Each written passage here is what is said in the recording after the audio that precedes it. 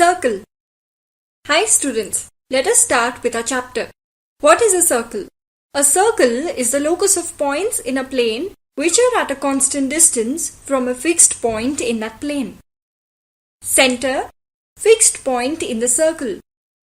Radius, it is a constant distance from the center to the locus or circumference. Points in a plane of a circle.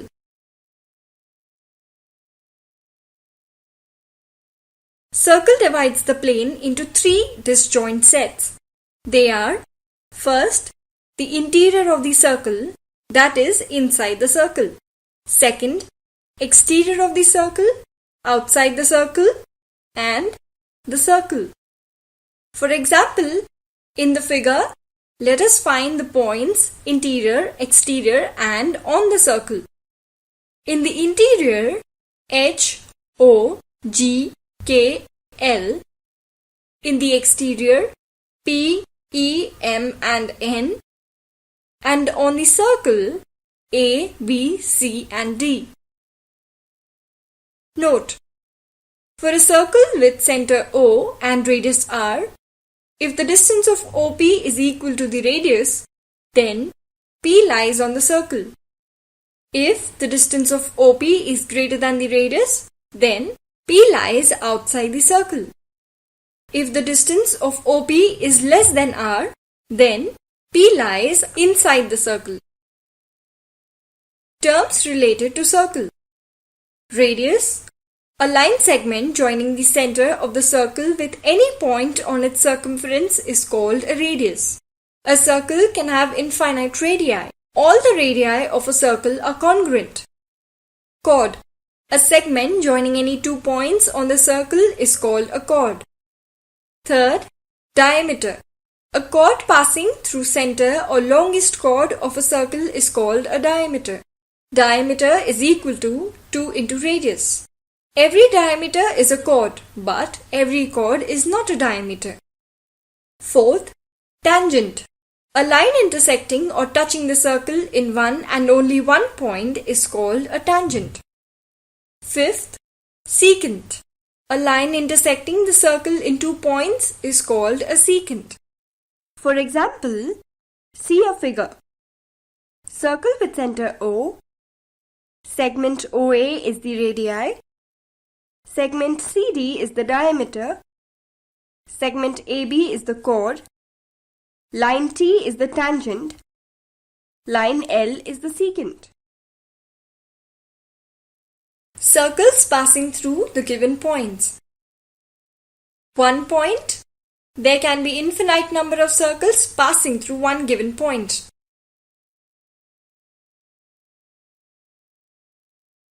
2 point. There can be infinite number of circles passing through any 2 given points in a plane.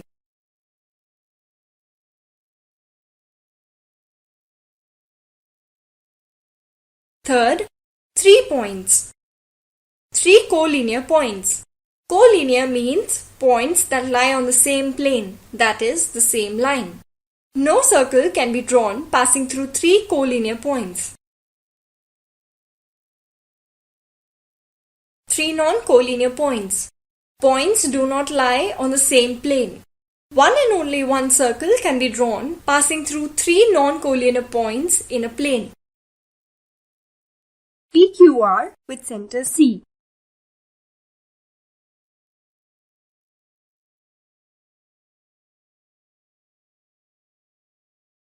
Theorem 1. There is one and only one circle passing through 3 non-collinear points.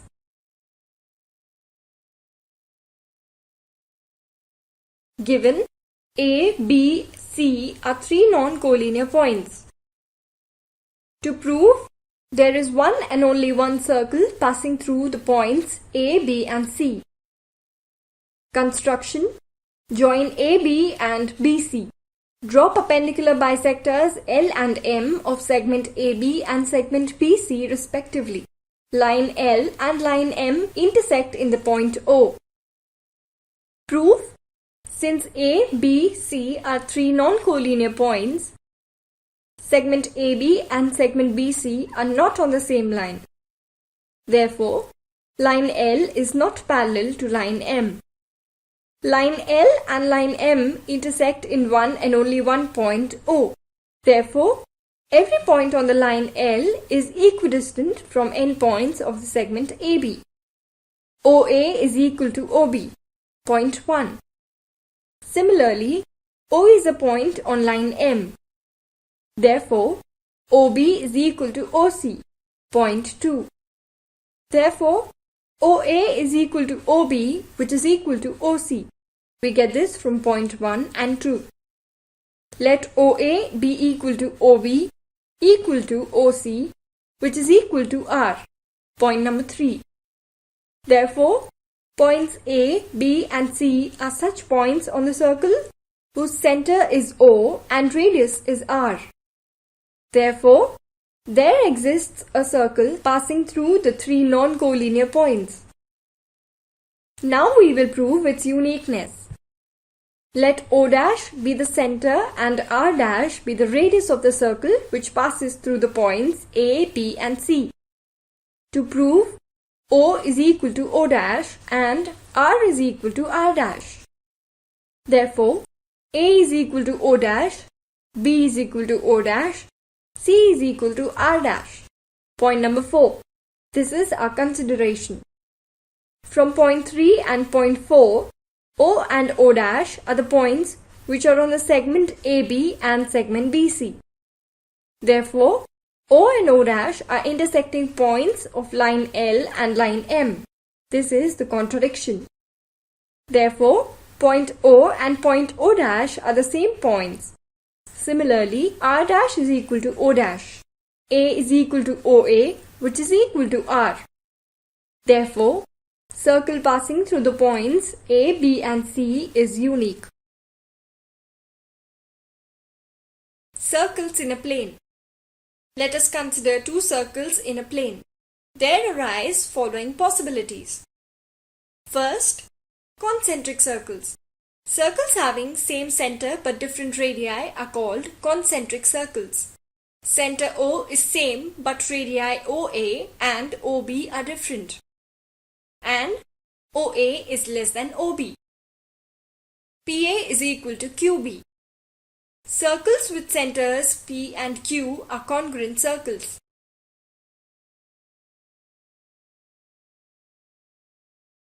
Second, intersecting circles. Coplanar circle means circles lying in the same plane. Coplanar circles having 2 points in common are called as intersecting circles. For example, circle with centers P and Q are intersecting each other in two distinct points, namely A and B. Circles intersecting in one point are called as touching circles. For example, externally touching in point A and internally touching in point B.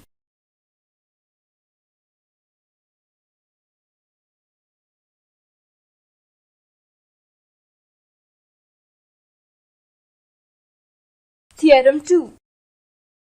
The perpendicular drawn from the center of a circle to a chord bisects the chord.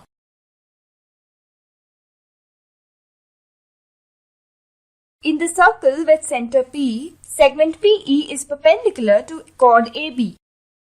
To prove, segment AE is congruent to segment BE. Construction: draw segment PA and segment PB. Proof: let us consider right-angled triangles PEA and triangle PEB.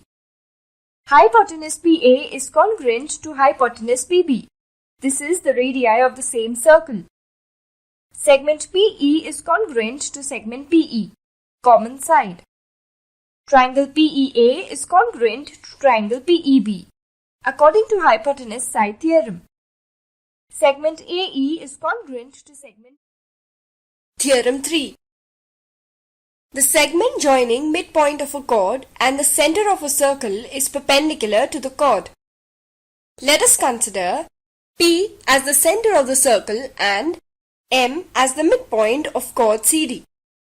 To prove, Segment PM is perpendicular to segment CD.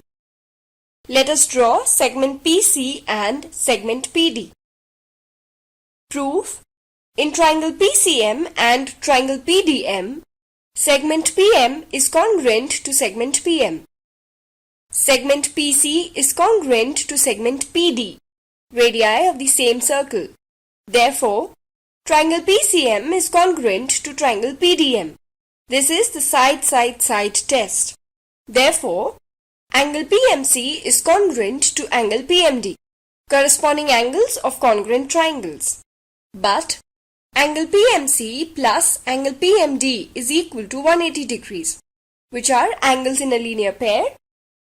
2 angle PMC is equal to 180 degrees. We get this from point 1. Therefore, angle PMC is equal to 90 degrees. Segment PM is perpendicular to segment CD. Hence, it's proved that the segment joining midpoint of a chord and the center of a circle is perpendicular to the chord. Theorem 4. Congruent chords of congruent circles are equidistant from the center. P and Q are the centers of congruent circles.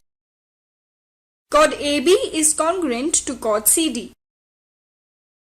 To prove PM is equal to QN, we draw segment PM perpendicular to segment AB and segment QN perpendicular to segment CD. Proof: AM is equal to half AB and CN is equal to half CD.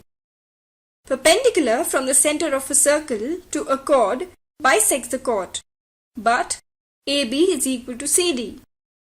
Therefore, half AB is equal to half CD.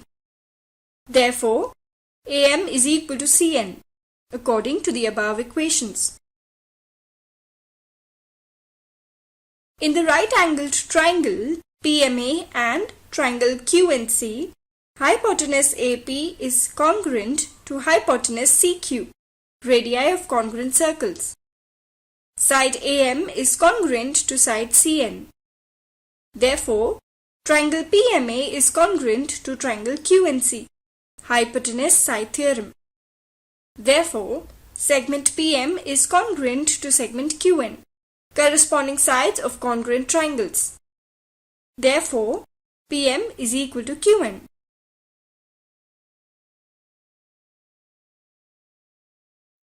Theorem 5. Chords which are equidistant from the center of congruent circles are congruent.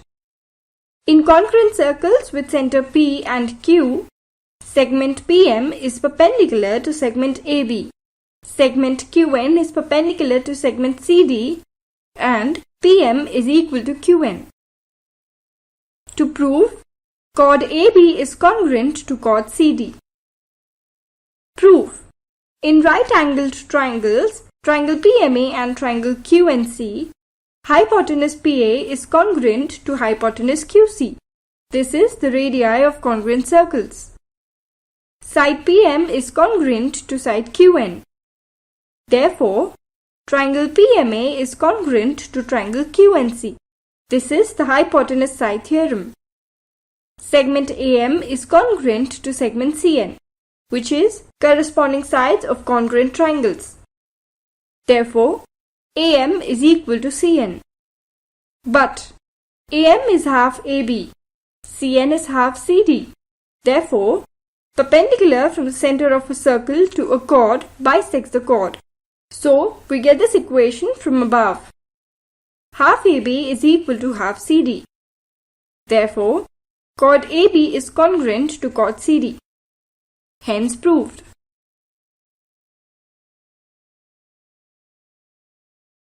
Theorem 6. Congruent chords of a circle subtend congruent angles at the center.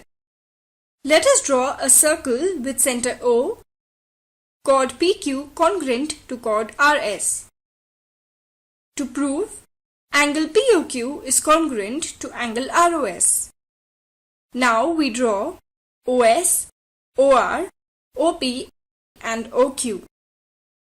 Proof: In triangle POQ and triangle ROS, we have segment QP which is congruent to segment RS. These are the radii of the same circle. Segment OP is congruent to segment OR. Segment OQ is congruent to segment OS. Therefore, triangle POQ is congruent to triangle ROS. This is the side-side-side test. Therefore, angle POQ is congruent to angle ROS, which is corresponding sides of congruent triangles.